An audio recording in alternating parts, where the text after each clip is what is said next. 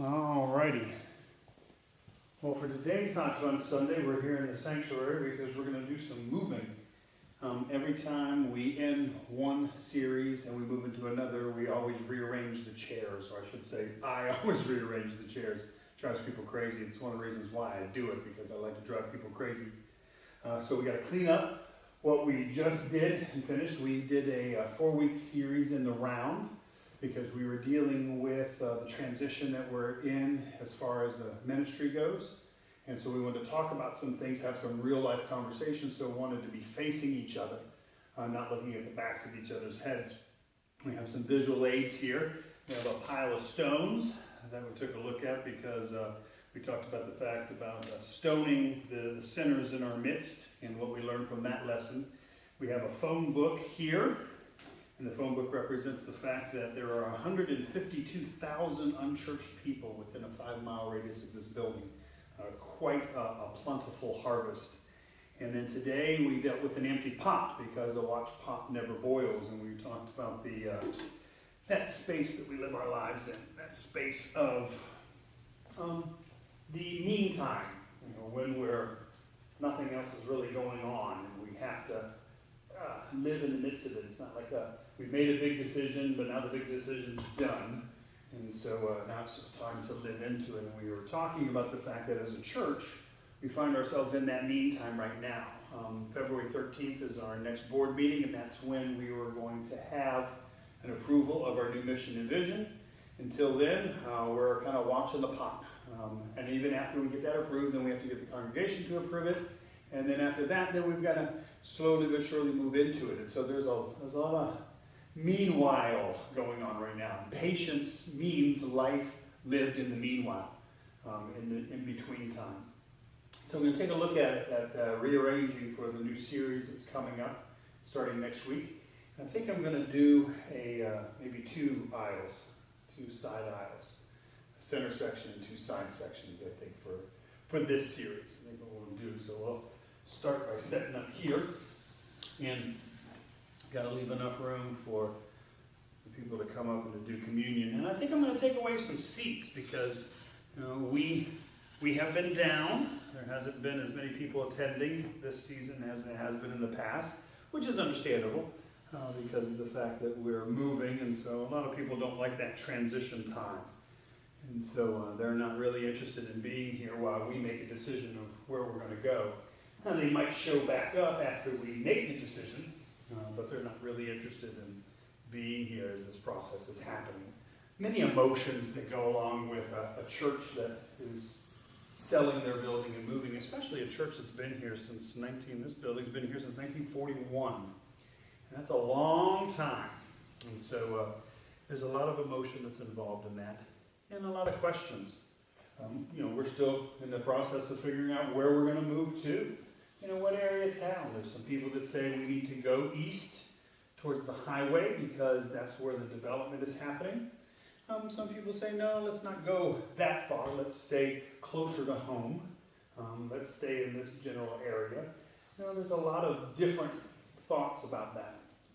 And for me personally, I'm just trying to kind of stay neutral a little bit, because I know that regardless of where we end up, that's not where we're going to be forever. It's going to be a transition time, so our next move is going to be a transition move. Probably something that we're going to be at for 5 years maybe, if that. And that's just the reality of it. We're going to be going through a lot of different processes, and we're going to be going through a lot of different changes. Just like we change the chairs every time we do a new sermon series, we're going to be going through a lot of changes. And it's important to remain flexible with that. So I'm not sitting here saying, oh gosh, we have to be in this area or that area, because I don't know Bradenton all that well. So I don't really know which area is better than any other area. All I know is that we need to move out of this area. And so that's kind of where I am with it.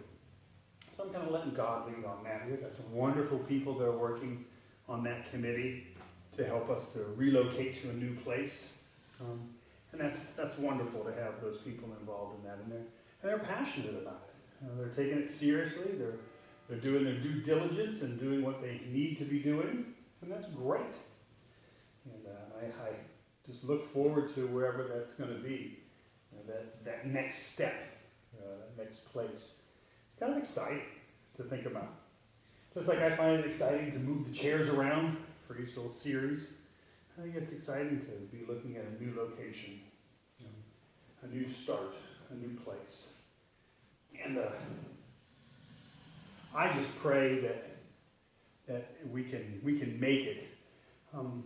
Many a ministry has fallen down flat on its face in a move like this, been very unsuccessful. And one, because it was rushed, or two, because it wasn't really, the process didn't include everybody, and many different reasons why. At a very basic nature, maybe it wasn't God's will for them to move. They just chose to do it at that time because they got a better offer. So I know this can be a precarious time in the life of a church. And I think it's a precarious time for us too. The blessing that we have in disguise is the fact that we're so small. We don't have many people. We're averaging, 40 in worship right now. We're well down from last year at this time. But the good news about that is that it gives us the opportunity to do things that we couldn't do if there was a whole bunch of us. And so that's a piece that's exciting. And I firmly believe that the new vision and mission are going to be approved. When that time comes, we're going to be able to do some things whole group, things that we wouldn't be able to do if there was hundreds of us. And so I'm excited about that piece. I'm sure you don't want to just sit here and watch me rearrange chairs, even though it's probably pretty exciting. Just wanted to kind of multitask and get more than one thing done. Do the Hot Fudge Sunday along with getting the chairs moved for the new series starting next week. I hope that this week has a great view. I'm going to walk around here, and I'm going to shut her down.